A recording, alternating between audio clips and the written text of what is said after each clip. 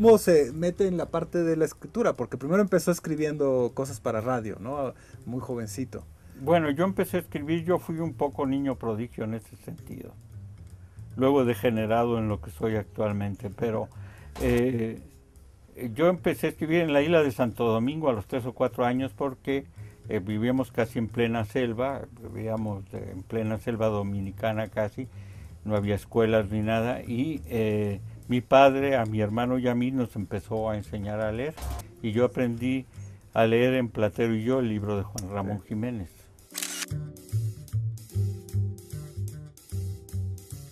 Y usted combinaba la parte del periodismo, bueno, de hecho es algo que siempre hizo hasta la fecha, ¿no? Bueno, el periodismo lo empecé a hacer en realidad como a los 13 o 14 años, por ese tiempo también de las pruebas para los olvidados.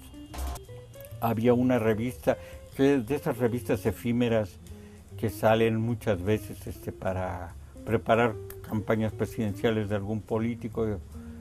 Yo no sabía eso, por supuesto, yo era totalmente inocente respecto a eso. Era una revista que se llamaba Diógenes y donde yo hacía artículos, crónicas de la ciudad y cosas así a los 14 años. Tengo mis cuentos ahora publicado el fondo de, no ahora, hace unos 3 o 4 años, el Fondo de Cultura Económica, aunque tengo varios libros, pero ese es el que reúne mis cuentos casi completos porque eliminé algunos. ¿Cuál es su cuento favorito? Pues es un cuento que es un cuento sin ficción porque es el que empecé a ver la manera, el tipo de escritura que quería hacer. Se llama La última música del Titanic. Ajá. Está escrito antes de que hubiera esta moda del Titanic por la película, ¿no?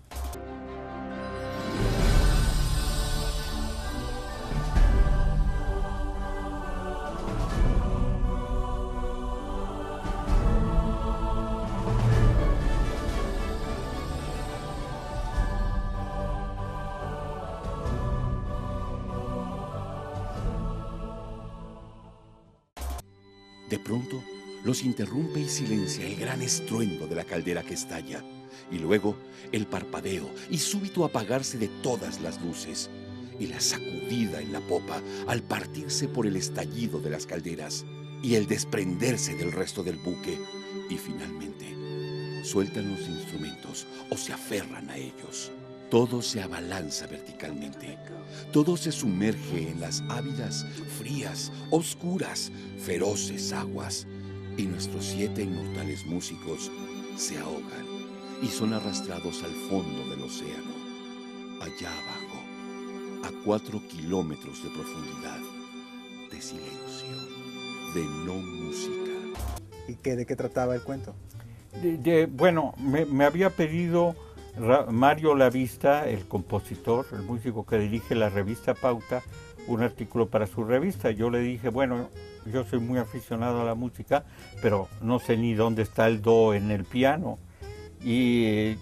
Pero te puedo hacer un artículo sobre mis héroes de la música y del Titanic, que son los músicos. Porque el Capitán Smith, yo sé todo del Titanic porque de mucho tiempo antes de la película era mi pasión. Claro. Porque mi padre desde Santander decía haber visto pasar al Titanic cuando salió de Southampton. Ajá. Y no sé si es cierto que lo vio, pero Santander, siendo un puerto de mar, pues habló mucho de lo del Titanic, 1912. Mi padre era niño, era de 1906. Entonces me contaba lo del Titanic, lo que se sabía entonces del Titanic. Y siempre fue mi pasión el Titanic.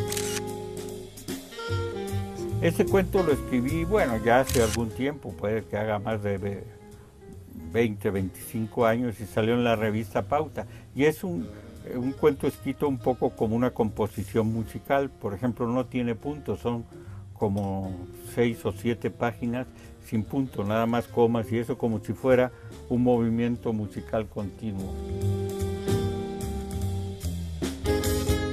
Pues me encanta la anécdota en donde don Luis Buñuel, una de las grandes instituciones del cine internacional, le dice a don José de la Colina que le frustró su carrera artística porque tal vez en lugar de escritor debió de haber sido actor si le hubieran dado aquel papel en la película de Los Olvidados que quién no se recuerda. Pero vamos a seguir con esta entrevista con don José de la Colina. ¿Qué les parece si ahora le hacemos algunas preguntas rápidas del cuestionario Proust?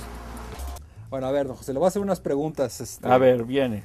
¿Cuál diría que es la cualidad que más le gusta de usted mismo? ¿La cualidad que más me gusta de mí? Sí. Mi esposa. ¿Su estado mental más común? La locura. ¿Su peor extravagancia?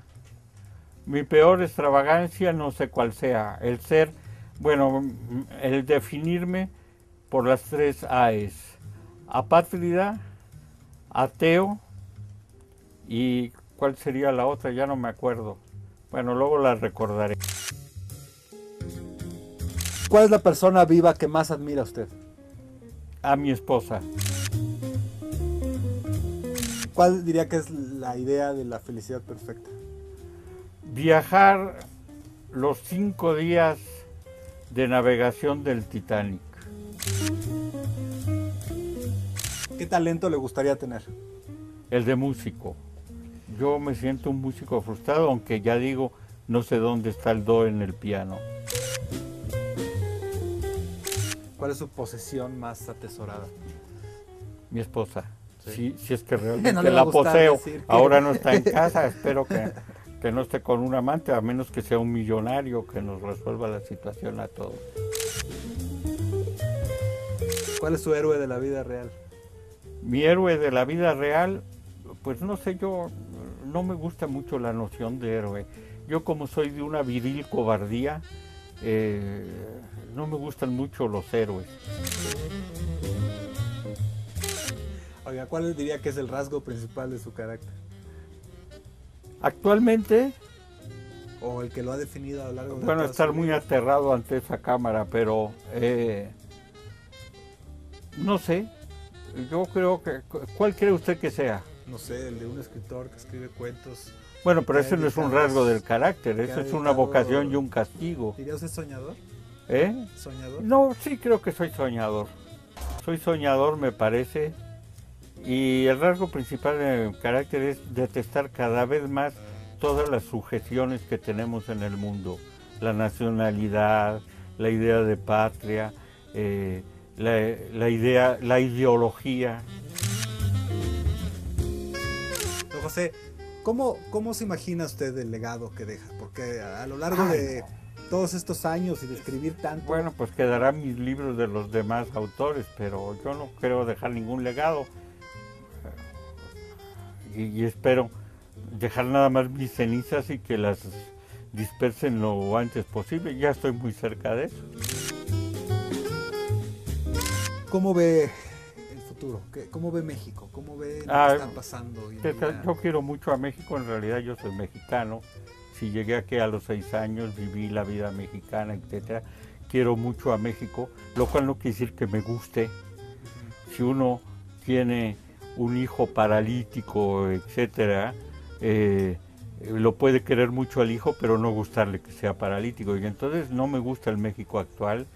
Soy muy pesimista respecto a él. No veo cómo va a levantar cabeza y eso me duele realmente, porque es mi país a final de cuentas. Don José, pues le agradezco mucho que nos haya recibido. Se los agradezco yo a Es un ustedes. placer platicar con usted y bueno, Gracias. ojalá que tengamos la oportunidad de volver a hacerlo pronto. Pues muchas gracias a ustedes.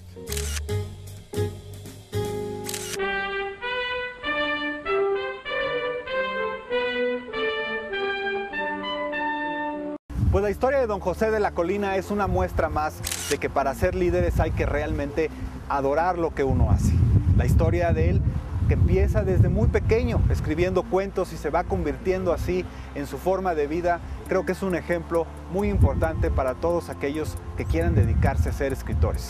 Les agradezco mucho que hayan estado una vez más en el programa de la revista Líderes Mexicanos aquí en Proyecto 40. Soy Raúl Ferráez y no se olviden, si quieren ver la repetición de este programa, visiten nuestro website líderesmexicanos.com. Hasta la próxima. Muchas gracias.